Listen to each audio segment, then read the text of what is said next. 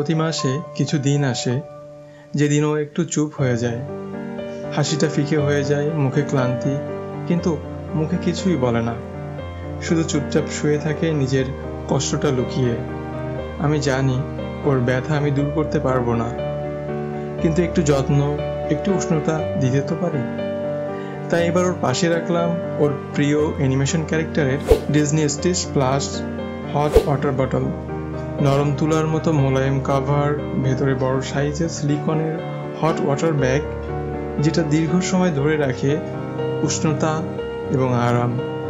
শীতের দিনে কিংবা পিরিয়ড পেইনে এই ছোট্ট সাথীটা ওর জন্য একটা স্বস্তি। কারণ ভালোবাসা মানে শুধু কথা নয়, কখনো কখনো নীরবে পাশে থাকাও একরাশ ভালোবাসা।